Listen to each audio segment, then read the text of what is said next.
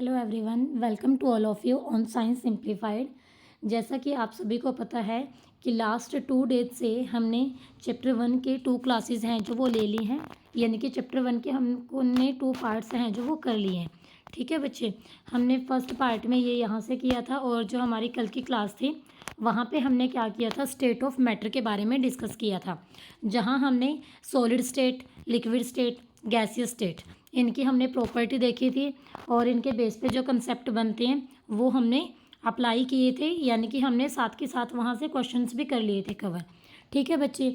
अच्छा, एक और था जो सॉलिड, लिक्विड और गैस की करैक्टरिस्टिक्स प्रॉपर्टी होती है, वहाँ से क्वेश्चन पेपर में ज़रूर आता है। कल भी मैंने ये बात आपको बार बार बताई थी और इसीलिए मैंने अलग से शॉर्ट भी डाल ली है सॉलिड, लिक्विड, गैस की प्रॉपर्टी के लिए। ठीक है, 2 टेबल मैंने प्रिपेयर की थी आपके लिए, वो दोनों टेबल शॉर्ट में मैंने शो कर रखी हैं, तो वो शॉर्ट आप लोग ज़रूर देख लेना। ठीक है, क्योंकि मैंने उसमें 8 से 10 पॉइंट है जो वो मेंशन कर रखे हैं और आप लोग खुद बनाते हो तो 4-5 पॉइंट बनाते हो और उसमें भी गलत बन जाते हैं आपके। ओके स्टूडेंट्स, तो वो ज़रूर देख लेना बच्चे। तो चलो आज की क्लास हम शुरू करते हैं। हमारा नेक्स्ट जो है, ये क्वेश्चन आंसर कल आपके हो गए थे, तो नेक्स्ट है जो हमारा topic, that is can matter change it's state.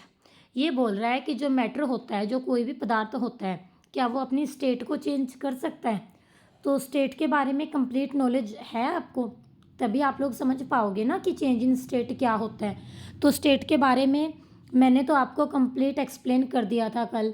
अब आई डोंट नो आपने वो कल वाली क्लास देखी है या नहीं देखी है, तो रिक्वेस्ट है बच्चे आप सभी से वो कल वाली क्लास देखें ताकि आपको आज वाली अच्छे से समझ आए। ठीक है बच्चे, तो स्टेट क्या होती है हमने कल डिस्कस किया था, 3 स्टेट मैटर की, सॉलिड, लिक्विड एंड गैस। ठीक है, तो ये बोल रहा है कि क्या मैटर की स्टेट चेंज हो सकती है। स्टेट चेंज का मीनिंग क्या है, क्या सॉलिड से लिक्विड बन सकता है या लिक्विड से गैस या फिर गैस से सॉलिड।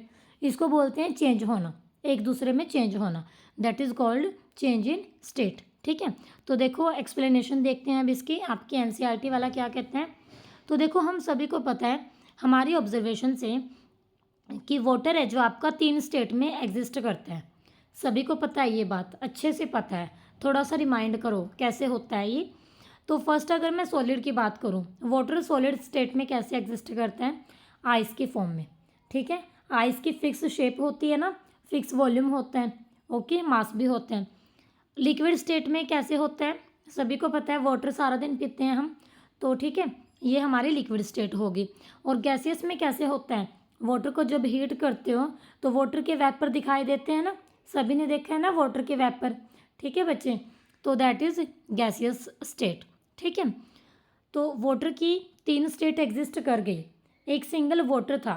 तो क्या यहाँ से कंसेप्ट की जो हेडिंग थी कुछ पता लगा आपको कि वो बोल रहा था स्टेट चेंज हो सकती है या नहीं।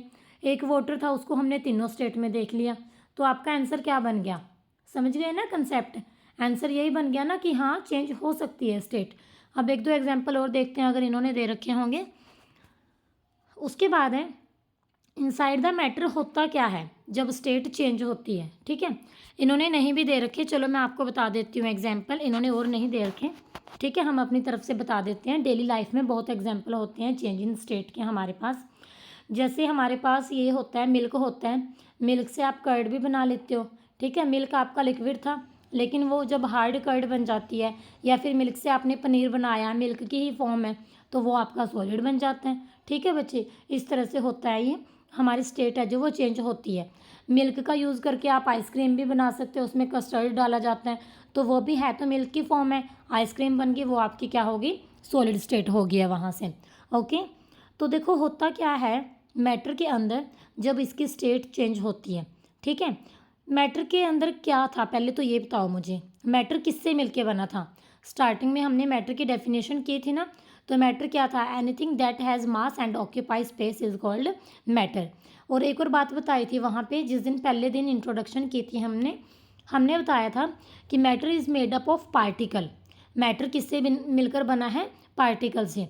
तो मैटर की स्टेट में चेंज ऐसे ही नहीं हो जाएगा कि वो बस बर्फ़ थी और सीधा वाटर बना ही देखा, उसके अंदर कुछ हलचल हुई है और अंदर उसके क्या है, पार्टिकल हैं, तो पार्टिकल्स में हलचल हुई है वो, तब जाके हम बोले कि स्टेट चेंज हुई है। ठीक है, तो ये स्टेट चेंज होती कैसे है। ठीक है बच्चे। तो देखो इसके लिए हम एक एक्टिविटी करते हैं स्टेट चेंज के बारे में बताने के लिए। तो उसके लिए हम देखते हैं सबसे पहले कि टेम्परेचर का क्या इफ़ेक्ट होता है। बहुत बहुत ज़्यादा इम्पोर्टेंट टॉपिक है ये, ठीक है। इफ़ेक्ट का कंसेप्ट आ जाता है ना साइंस में कि इसके इंक्रीज़ होने से क्या इंक्रीज़ होगा, क्या डिक्रीज़ होगा, इसको डबल कर दिया तो क्या होगा। ये कॉन्सेप्ट बहुत इंपॉर्टेंट होते हैं। हालांकि अभी आपके पास 9th क्लास में से तो ये कंसेप्ट 2 या 3 नंबर में आते हैं, ठीक है। लेकिन +1 +2 में चले जाओगे सारे क्वेश्चन ही ऐसे बनेंगे, इवन कि 10th क्लास में भी, ठीक है बच्चे। इसीलिए मैं इतना फोकस करके बता रही हूँ। तो टॉपिक है देखो हमारा effect of change of temperature. Change of temperature का क्या इफेक्ट पड़ेगा, ठीक है। तो कैसे देखते हैं हम, टेम्परेचर को चेंज करके देखेंगे ये हम। तो हमने क्या लिया, आइस ले ली हमने 150 ग्राम बिकर के अंदर और सस्पेंड कर दिया उसमें एक थर्मामीटर। थर्मोमीटर क्यों सस्पेंड किया, चेंज इन टेम्परेचर का इफेक्ट देखना है। और कैसे करेंगे उसको, जो थर्मोमीटर का बल्ब होता है वो कॉन्टैक्ट में होना चाहिए आइस के। क्यों, क्योंकि आइस के कॉन्टैक्ट में होगा तभी हमारे थर्मोमीटर के पास रीडिंग आएंगी कि उस टाइम टेम्परेचर क्या था। फिर हमने उसको क्या किया, नीचे बर्नर ले लिया, बर्नर को हमने ऑन कर दिया। अब आइस को तो आप फ्रिज से बाहर रखते हो, उसी में वो मेल्ट होके वाटर बन जाती है, वो थोड़ा ज़्यादा टाइम लेती है। लेकिन जैसे हमने बर्नर ऑन किया, आइस का वाटर बनना स्टार्ट हो गया। थर्मोमीटर में हम नोट करते जा रहे हैं, ठीक है। क्या नोट कर रहे हैं हम कि जैसे जैसे टेम्परेचर बढ़ रहा है तो जो आइस से वाटर बना है उस टाइम पे थर्मोमीटर में टेम्परेचर की रीडिंग पे क्या इफेक्ट पड़ा है। थर्मोमीटर क्या होता है, बेसिकली टेम्परेचर मेजरिंग डिवाइस होता है। नीचे बर्नर से हमने क्या दिया है, हीट दी है, हम टेम्परेचर को इंक्रीज़ कर रहे हैं और वही इंक्रीजिंग हम थर्मोमीटर पे रीड करेंगे, ठीक है बच्चे, समझ आ रहा है ना। उसके बाद सेकंड यहाँ पे क्या लिया है, नीचे अब ये वाटर बन गया उसका, हम वही मतलब एक्टिविटी वो कर रहे हैं। फर्स्ट में हमने देखा conversion of ice to water, second हम देख रहे हैं वाटर टू वाटर वेपर, यानी कि पहले हमने सॉलिड टू लिक्विड बनाया, अब हम बना रहे हैं लिक्विड टू गैस। तो बर्नर आपका ऑन ही है, टेम्परेचर पे कुछ रीडिंग फिक्स होगी, ठीक है। अब आप देखते हो कि वो वाटर बॉयल होना शुरू हो गया, यानी कि टेम्परेचर नीचे कॉन्टिन्यूसली इंक्रीज़ कर रहा है। और वो इंक्रीजिंग टेम्परेचर का प्रूफ हमें कहाँ से मिलेगा, वो हमारा थर्मोमीटर देगा, ठीक है। और थर्मोमीटर एक फिक्स पॉइंट पे जाके रुक जाएगा जब उसकी बॉइलिंग हो जाएगी, ठीक है बच्चे। तो ये हमने देख लिया conversion of water to water vapour, ठीक है। ये आपका प्रोसीजर बता रखा है यहाँ पे, जो ये ब्लू डॉट से पॉइंट दिखा रखे हैं ना, ये है। यही बात मैंने आपको हिंदी भाषा में समझा दी है, इंग्लिश में पढ़ना एक बारी पढ़ लो, मे बी कोई पॉइंट मिस हो गया हो, ठीक है। तो देखो, start heating the beaker on a low flame, beaker को हीट करना शुरू करो, पहले कम फ्लेम पे। टेम्परेचर नोट करो जब आइस मेल्ट होना शुरू होगी, टेम्परेचर नोट करो जब पूरी आइस वाटर के अंदर कन्वर्ट हो जाएगी, ठीक है। हम अपनी ऑब्जर्वेशन को रिकॉर्ड करते हैं, ये हमारी ऑब्जर्वेशन होती है सॉलिड टू लिक्विड स्टेट की। अब क्या करना है, अपने ग्लास रोड लेनी है, बीकर के अंदर रखनी है और उसको हीट करना है, ठीक है। और स्टीयरिंग भी करनी है, मतलब लगातार उसको हिलाते जाना है, कब तक, till the water starts boiling, जब तक वाटर बॉयल करना शुरू ना कर दें, ठीक है। और फिर हमने ध्यान भी रखना है थर्मोमीटर की रीडिंग का, कब तक, ज़्यादातर वाटर है जो जब तक वेपराइज ना हो जाए। हमने अपनी ऑब्जर्वेशन है जो वो नोट करनी है, किसके लिए, कन्वर्जन के लिए। कौन सी कन्वर्जन, जब हमारा वाटर कन्वर्ट हुआ है in liquid state to the gaseous state, ठीक है। लिक्विड से जब वो क्या बना है, हमारे पास गैसियस बना है। तो टेम्परेचर हमारा इंक्रीज होता है जब सॉलिड का, तो होता क्या है, ये कॉन्सेप्ट आपने पहले भी पढ़ा था, थोड़ा सा रिमाइंड करने की कोशिश करो, ठीक है। फर्स्ट क्लास में भी बताया था मैंने इसको, और सेकंड में तो अच्छे से डिटेल में ही पढ़ा है ये। तो टेम्परेचर को जब हम इंक्रीज़ करते हैं सॉलिड के टेम्परेचर को, अब जो पार्टिकल हैं उनकी काइनेटिक एनर्जी इंक्रीज़ होगी। काइनेटिक एनर्जी इंक्रीज़ होने का सिंपल भाषा में मीनिंग ये है कि जो पार्टिकल पहले रेस्ट पे थे अब वो मूव करना शुरू कर देंगे। क्यों, क्योंकि नीचे से उनको हमने हीटिंग दे दी है, नीचे से उनको हमने क्या दे दी है, हीटिंग दे दी है। एक ना थोड़ी नॉर्मल सी बात बताती हूँ आपको, सर्दियों का मौसम होता है, हम आराम से रजाइयों में बैठे रहते हैं, हमें कोई दिक्कत नहीं होती। अब है कौन सा मंथ है, ये अप्रैल का मंथ है, 11 अप्रैल आज, ठीक है। अब गर्मी होना शुरू होगी है ना, और जैसे ही गर्मी होना शुरू होगी हमारी बॉडी की सारी एक्टिविटी पे फ़र्क पड़ेगा, हम चैन से एक जगह बैठ नहीं सकते। आगे आगे गर्मी होगी, हाय मर गए, हाय मर गए, एसी ऑन कर दो, फिर एसी का इफेक्ट भी नहीं होता।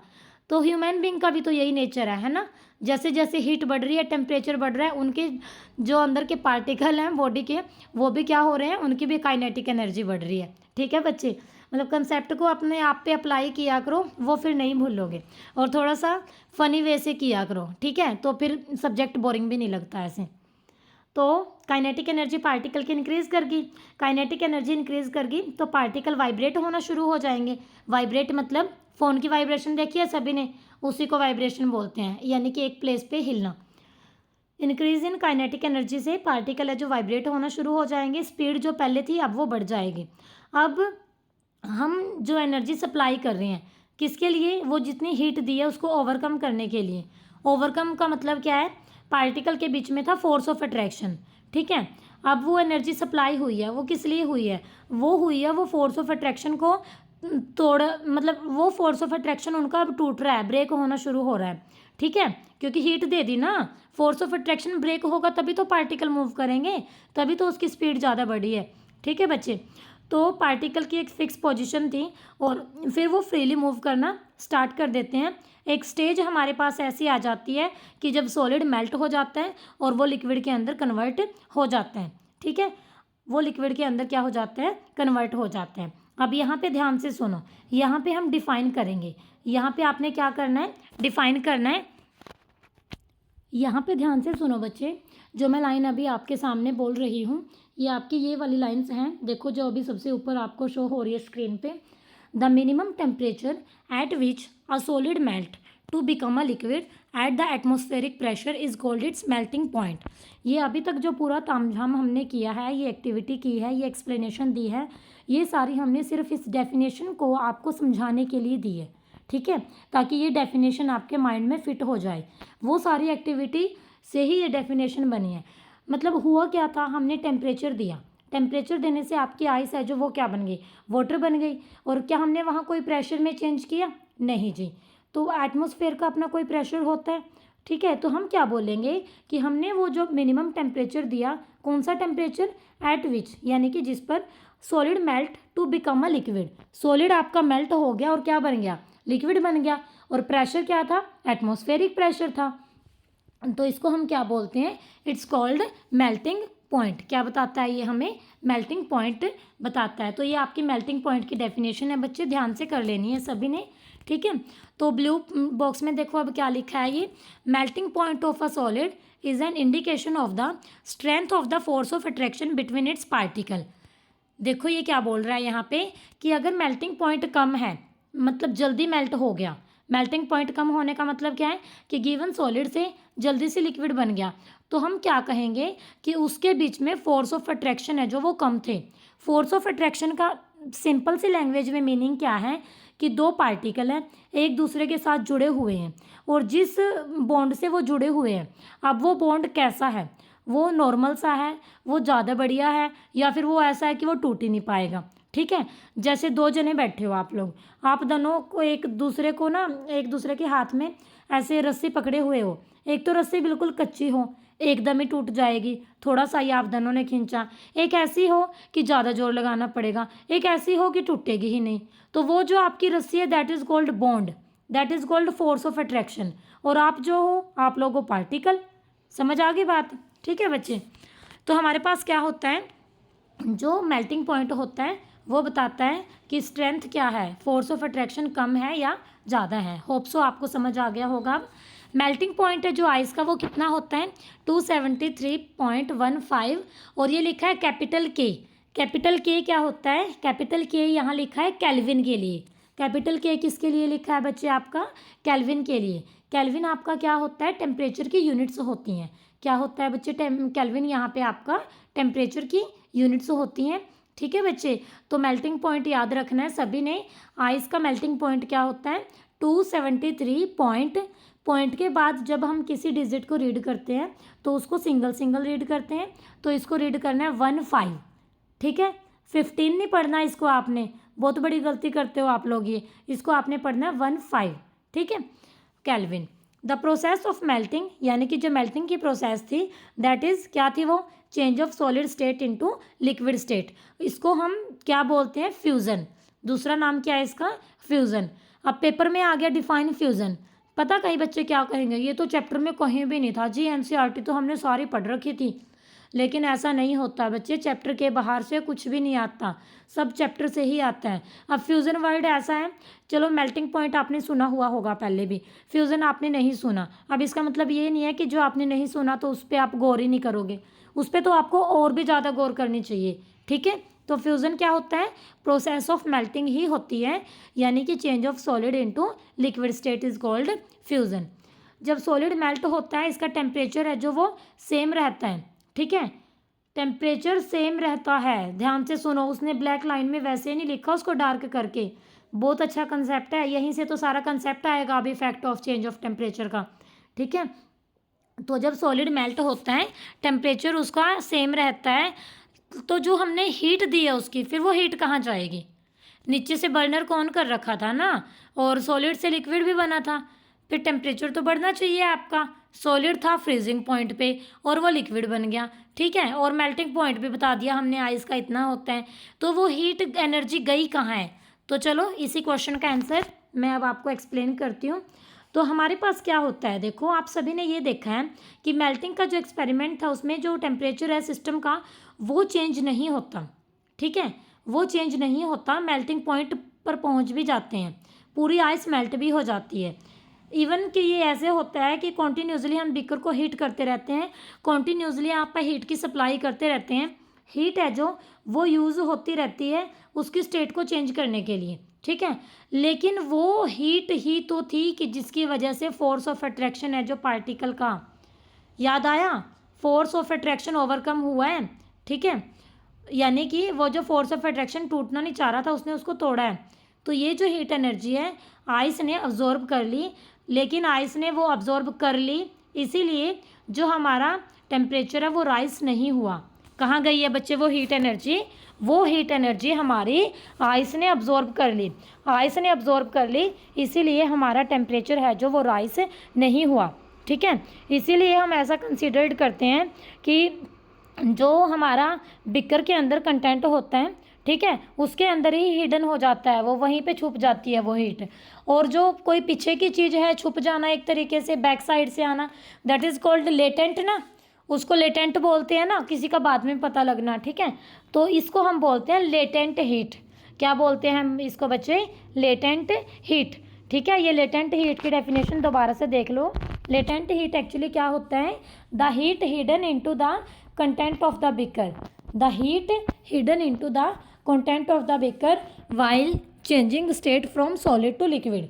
सॉलिड से लिक्विड की स्टेट को जब हम चेंज करते हैं उस टाइम पे हमारी कुछ ना कुछ हीट है जो वहाँ पे ही बीच में ही अब्जॉर्ब हो जाती है, जो हमारा बीकर के अंदर कंटेंट होता है उसके पार्टिकल्स के बीच में, और इसको हम क्या बोलते हैं, इसको हम बोलते हैं लेटेंट हीट। ठीक है, जो वर्ड लेटेंट होता है इसका मीनिंग ही हिडन होता है।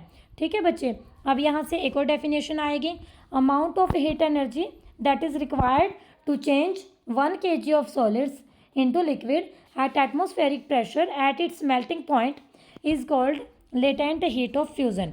देखो मैंने कहाँ से पढ़ा है, ये मैंने यहाँ से पढ़ा है, देखो अब अपनी स्क्रीन पे सबसे ऊपर वाली लाइन मिल गई सभी को। ठीक है, तो अब डेफिनेशन है, ऊपर तो पढ़ा था हमने लेटेंट हीट, पिछला जो टॉपिक था, मतलब इससे पिछला जो पैराग्राफ था, टॉपिक तो एक ही चल रहा है, उसमें हमने पढ़ी थी फ्यूज़न की डेफिनेशन। फ्यूज़न हमने पढ़ा था कि मेल्टिंग पॉइंट जब सॉलिड लिक्विड में चेंज होता है। लेटेंट हीट हमने पढ़ी थी हिडन फॉर्म में जो है, तो उन दोनों को इसने कंबाइन कर दिया, यानी कि जो हमें हीट एनर्जी चाहिए, कंडीशन बता दी बस यहाँ पे, हमारा 1 किलोग्राम सॉलिड है, ठीक है, उसको हमने लिक्विड में चेंज किया एटमॉस्फेरिक प्रेशर पे और इसके मेल्टिंग पॉइंट पे, इसको हमने बोल दिया latent heat of fusion. Confusion ही होना बिल्कुल आसान है। ठीक है, तो जो पार्टिकल्स हैं वाटर में 0 डिग्री सेल्सियस जो हम बोलते हैं, देखो 0 डिग्री सेल्सियस इक्वल होता है 273 केल्विन के। ठीक है, 0 डिग्री सेल्सियस, यानी कि सेल्सियस को जब आप केल्विन में कन्वर्ट करते हो तो 273 को ऐड करते हो। ठीक है, मान लो आपको 10 डिग्री सेल्सियस दिया है, उसने बोला इसको केल्विन में करो, तो 10 को हम ऐड कर देंगे 10 में 273, तो आपका वो 283 केल्विन बन जाएगा 0 डिग्री सेल्सियस के ब्रैकेट में, इसीलिए ये 273 केल्विन लिखा है। ठीक है, तो देखो क्या था, पार्टिकल एंड जो वाटर के 0 डिग्री सेल्सियस पे उनकी एनर्जी ज़्यादा होती है as compare to particle ice के सेम टेम्परेचर पे। ठीक है बच्चे, तो जब हम सप्लाई करते हैं हीट एनर्जी वाटर पार्टिकल को, तो वो क्या करते हैं, बहुत ज़्यादा स्पीड से मूव करना शुरू करते हैं और एक टेम्परेचर ऐसा आता है कि एक पॉइंट आ जाता है जहाँ पे पार्टिकल की जो उनको एनफ एनर्जी मिल जाती है ब्रेक होने के लिए फोर्स ऑफ अट्रैक्शन से। ठीक है, यानी कि जो फोर्स है, जो बॉन्ड है उनका टूट जाता है और इस टेम्परेचर पे जो लिक्विड है वो उसकी स्टेट है जो चेंज हो जाती है, यानी कि वो गैस बन जाती है। अभी तक जो हम कर रहे थे सॉलिड टू लिक्विड में कर रहे थे, अब हमारा आएगा लिक्विड टू गैस। अभी हमने डेफिनेशन की थी मेल्टिंग पॉइंट की, अब हम थोड़ा सा डेफिनेशन जाएंगे बॉइलिंग पॉइंट की तरफ। ठीक है, माइंड सेट हो गया कितना करना है अब। तो वो टेम्परेचर, अब देखो यहाँ से डेफिनेशन स्क्रीन पे सबसे ऊपर वाली लाइन देखो बच्चे, the temperature at which a liquid start boiling eight the atmospheric pressure. बस उसमें क्या था, सॉलिड स्टार्ट मेल्टिंग, यहाँ पे क्या आ गया, सॉलिड से लिक्विड तो बन ही गया वो, तो लिक्विड स्टार्ट बॉइलिंग। प्रेशर वही है एटमॉस्फेयर का, प्रेशर की अभी तक हमने कोई कंडीशन ही नहीं लगाई, प्रेशर का टॉपिक आगे पढ़ेंगे। ठीक है, तो इसको हम बोलते हैं बॉइलिंग पॉइंट। बॉइलिंग पॉइंट है जो हमारा क्या होता है, मतलब ये एक बल्क फिनोमिना होता है, इसको लार्ज मैक्रो लेवल पे स्टडी करते हैं हम। बल्क क्या होते हैं, एक सॉलिड टाइप की स्ट्रक्चर होती है ये आपकी, यानी कि जो पार्टिकल होते हैं बल्क के लिक्विड से वो एनर्जी गेन करते हैं वेपर स्टेट में चेंज होने के लिए। ठीक है बच्चे, वाटर के लिए टेम्परेचर है जो वो क्या होता है हमारा 373 केल्विन, यानी कि बॉइलिंग का 100 डिग्री सेल्सियस पर वाटर आपका बॉयल हो जाता है। 373 केल्विन क्यों बोला, क्योंकि 100 डिग्री सेल्सियस था। अभी मैंने आपको कंसेप्ट बताया था ना कि सेल्सियस में अगर आपने उसको केल्विन में कन्वर्ट करना है तो आप लोग क्या करोगे, 273 को ऐड कर दोगे, तो ये आपका क्या बन जाएगा 373। ठीक है, अब ये बोल रहा है कि can you define the latent heat of vaporisation. अब क्या आप लेटेंट हीट ऑफ वेपराइजेशन को डिफाइन कर सकते हो, बोलो। मैं तो कर दूंगी, लेकिन बात आपकी है ना, आपको भी तो कुछ आना चाहिए करना। वो है डेफिनेशन, मैंने एक एक वर्ड आपको इतना खोल के बता दिया, यहाँ से ये ऐसे लिखा है, यहाँ से ऐसे लिखा है। ठीक है, तो आज की क्लास का क्वेश्चन हमारा यही है, आपने लेटेंट हीट ऑफ वेपराइजेशन की डेफिनेशन बतानी है। ठीक है, और उसी तरीके से फिर लेटेंट हीट ऑफ फ्यूज़न। ठीक है बच्चे, तो जो पार्टिकल्स होते हैं स्टीम में, स्टीम क्या होती है, जो भाप बन गई आपकी, तो वो क्या होते हैं कि वाटर वेपर जो बन गए 373 केल्विन पे, उनकी एनर्जी ज़्यादा होती है वाटर की एनर्जी से सेम टेम्परेचर पे। ठीक है, जैसे हमने वाटर की एनर्जी आइस से ज़्यादा बोल ली थी। ठीक है, in the same way water vapour की किससे ज़्यादा होगी, वाटर से। ऐसा क्यों होता है, क्योंकि पार्टिकल हैं जो स्टीम में वही आइस वाले कंसेप्ट की तरह एक्स्ट्रा एनर्जी ऑब्जॉर्व कर लेते हैं लेटेंट हीट ऑफ वेपराइजेशन की फॉर्म के लिए। ठीक है बच्चे, तो यहाँ से अब देखो क्या है, सॉलिड से लिक्विड जब बना, ऊपर वाला एरो देखो, सॉलिड से लिक्विड के बॉक्स पे गए, ऊपर वाला एरो देखो कैसे बना, हीट दी। लिक्विड से गैस कैसे बना, ऊपर वाला ही एरो देखो, हीट दी। लिक्विड से सॉलिड कैसे बनेगा, नीचे वाला देखो, जब उसको कूल किया, या फिर गैस से लिक्विड, पहले गैस से लिक्विड बनेगा फिर लिक्विड से सॉलिड बनेगा। तो यहाँ से हम क्या रिजल्ट निकालते हैं कि स्टेट ऑफ मैटर है जो वो चेंज हो सकती है by changing the temperature, by changing the temperature. हमारे टॉपिक का यही था ना नाम कि is state of matter can be change. ठीक है, तो यहाँ से हमें पता लग गया स्टेट ऑफ मैटर चेंज हो सकती है, अनदर स्टेट में वो जा सकता है जब हमने उसके टेम्परेचर को चेंज किया। ठीक है बच्चे, तो जो सब्सटेंस होते हैं हमारे आसपास वो सॉलिड से लिक्विड भी बन सकते हैं, लिक्विड से गैस भी बन सकते हैं। कैसे, जब हमने उनको हीट है जो वो प्रोवाइड करवाई है। ठीक है बच्चे, यहाँ से नेक्स्ट है जो हमारे पास वो क्या है कि वहाँ पे कुछ चेंज हैं जो डायरेक्टली होते हैं और कुछ चेंज हमारे इनडायरेक्टली भी होते हैं। ठीक है, जैसे इसने ये एग्जांपल ले रखा, आगे एक एग्जांपल की बात है, ये है जो change of state of directly from solid to gas without changing into liquid state. ये देखो बर्नर है, चाइना डिश है, हमने यहाँ लिया है ammonium chloride sulphide solidified, ammonium chloride को सॉलिड फॉर्म में ले लिया, और आप पता क्या देखोगे, कोई लिक्विड नहीं बनेगा, डायरेक्ट इसके वेपर बनेंगे, डायरेक्ट ये गैसियस फॉर्म में होगी। क्या बोल रही हूँ मैं, अमोनियम क्लोराइड को सॉलिड फॉर्म में लिया है और डायरेक्ट इसके वेपर ही बनेंगे, और इस प्रोसेस को हम बोलते हैं सब्लिमेशन। क्या बोलते हैं, सब्लिमेशन। ऊपर फनल लेके ऊपर ये कॉटन प्लग लगाते हैं सो दैट हम इसके वेपर्स हैं जो वो देख सकें। ठीक है। अब मुझे तो पता नहीं बच्चे ऐसा क्यों होता है, जिस एक्सपेरिमेंट को जब पढ़ते हैं तब क्यों नहीं करवाते, लेकिन मैं अपना एक्सपीरियंस बता रही हूँ। हमने ये एक्सपेरिमेंट ग्रेजुएशन में जाके किया था, बीएससी, ये मुझे ईयर तो याद नहीं, फर्स्ट या सेकंड, तो ये क्या पता फाइनल में ही किया हो, ये भी नहीं याद है, ठीक है। लेकिन ये एक्सपेरिमेंट हमने किया था। इंटरेस्टेड होता है, बस थोड़ा ध्यान से करना पड़ता है कि वो एकदम वेपर बन गए वही तो देखने होते हैं ना। कई बार वो बने बनाए एकदम से बाहर भी निकल जाते हैं, कॉटन प्लग अच्छे से ना लगी हो अगर, ठीक है। तो इसको हम बोलते हैं सब्लिमेशन। तो देखो यहाँ पे नीचे अब डेफिनेशन आपके, a change of state directly from solid to gas without changing into liquid state, इसको हम क्या बोलते हैं, सब्लिमेशन बोलते हैं। और जो फिर डायरेक्ट चेंज हो गया gas to solid without changing into liquid, इसको हम बोलते हैं डिपोजिशन। तो दो वर्ड और आ गए यहाँ से, एक आ गया सब्लिमेशन और दूसरा हमारे पास क्या है, डिपोजिशन। दूसरा क्या है, डिपोजिशन। जब आपका सॉलिड से डायरेक्ट गैस बना है, यहाँ बीच में एक वर्ड लिखा है हमने विदाउट, विदाउट मतलब कि बीच में लिक्विड नहीं बना वो, ठीक है, उसको हम बोलते हैं सब्लिमेशन। और जब आपका डायरेक्ट चेंज हुआ है गैस टू सॉलिड, इसको हम बोलते हैं डिपोजिशन। क्या बोलते हैं हम इसको, डिपोजिशन। तो आज की क्लास में हमने effect of change of temperature का कर लिया, और आज की क्लास बहुत ज़्यादा इंपॉर्टेंट क्लास है। इसमें इतनी डेफिनेशंस आई हैं, देखो बीच बीच में मेल्टिंग की डेफिनेशन की है, बॉइलिंग की है, लेटेंट हीट की है, फ्यूज़न की है, लेटेंट हीट ऑफ फ्यूज़न की है, ठीक है। कितनी डेफिनेशंस आई है ना, तो कंफ्यूज नहीं होना। आपने सभी ने आज क्या करना है, क्लास देखते देखते साथ में नोटबुक रखनी है अपनी, और जो जो डेफिनेशन आई है उनको लिखना है, ठीक है। गारंटी है मेरी, पेपर में 2 नंबर में एक डेफिनेशन पक्का आएगी आज की क्लास में से, बहुत इंपॉर्टेंट है। तो देखो आज की एक आपकी ये 30 मिनट की क्लास है और 2-3 नंबर का क्वेश्चन कवर हो गया, ठीक है। मायने रखती है ना ये चीज़ें। अच्छा, यहाँ से मैं एक और चीज़ बताना चाहूँगी आपको, ये नोट दिया है जो नीचे, केल्विन है जो हमारे, ये क्या होते हैं, एसआई यूनिट होते हैं टेम्परेचर के। केल्विन क्या होता है आपका, एसआई यूनिट होता है टेम्परेचर का। ऑलरेडी मैंने बता भी दिया, लेकिन और सुन लो थोड़ा सा। जैसे 0 डिग्री सेल्सियस आपका इक्वल होता है 273.15 केल्विन के। इसको हम अपने आसानी के लिए 273 केल्विन ही लिख देते हैं, ये 0.15 को नेग्लेक्ट कर देते हैं, ठीक है, राउंड ऑफ करते हैं जब डेसिमल को। तो टेम्परेचर को केल्विन स्केल पे चेंज करने के लिए सेल्सियस स्केल से हमें क्या करते हैं, उसको केल्विन से जब सेल्सियस बनाना है, ये बोल रहा है, ये मैंने आपको कंसेप्ट करवाते टाइम बताया था, सेल्सियस से केल्विन बनाना है तो 273 को ऐड कर दो, जोड़ दो, ठीक है। लेकिन ये रिवर्स बोल रहा है कि जब केल्विन स्केल से सेल्सियस स्केल लेना है तो सब्ट्रैक्ट कर देंगे 273 को गिवन टेम्परेचर से, और इससे जो हमारा टेम्परेचर है वो कन्वर्ट हो जाएगा सेल्सियस स्केल में, ठीक है। और फिर उल्टा बता रहा है कि सेल्सियस से जब केल्विन में जाएंगे तो 273 को हम ऐड कर देंगे।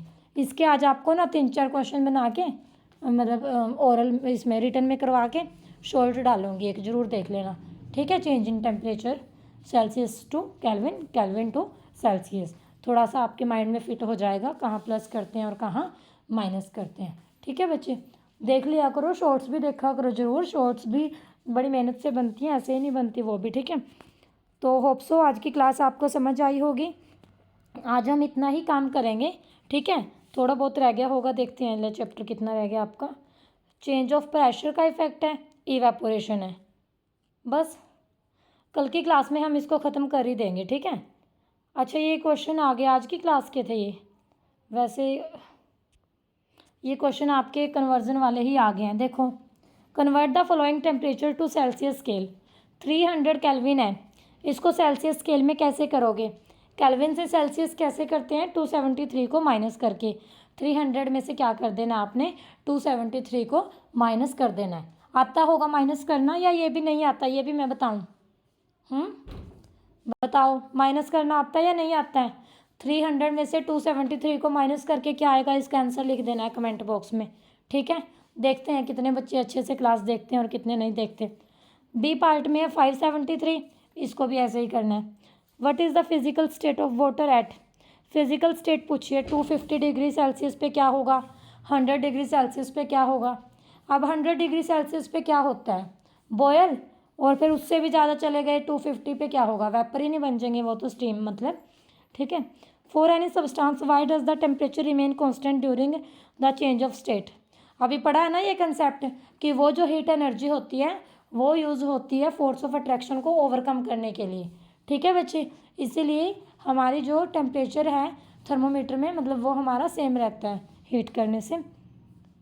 अच्छा, एटमॉस्फेरिक गैसेस का एक मेथड है, ये आपका उसमें से आएगा अब जो कल को करेंगे इफेक्ट, मतलब प्रेशर का जो इफेक्ट है। ठीक है, तो थोड़ा बहुत तो हम क्वेश्चन डिस्कस कर भी जाते हैं, लेकिन एक कल तो आपकी ये क्लास और परसों मैं आपकी लूँगी कंप्लीट क्वेश्चन आंसर की क्लास। ठीक है, वो क्वेश्चन आंसर वाली क्लास इसीलिए ली जाती है ताकि आपकी स्कूल नोटबुक जो होती है उसमें कोई क्वेश्चन आंसर रहता हो बीच में तो वो आप कर लो। ठीक है, और क्वेश्चन आंसर अच्छे से सुना करो, बहुत तरीके से करवाती हूँ मैं, मतलब ज़रूरी नहीं है भाई एक क्वेश्चन को एक ही उससे बताती हूँ, कई तरीके से बता देते हैं। ठीक है बच्चे, तो होप सो आज की क्लास आपको समझ आई होगी। कोई डाउट रहता है तो कमेंट बॉक्स में पूछ लेना। जिन्होंने चैनल को सब्सक्राइब नहीं किया, जो पहली बार क्लास को देख रहे हैं, तो पहले आप लोग चैनल को सब्सक्राइब जरूर कर लीजिए, क्योंकि अगली पार्ट जब आता है फिर वो आपको नहीं पता लगता कि कब अपलोड हो गया।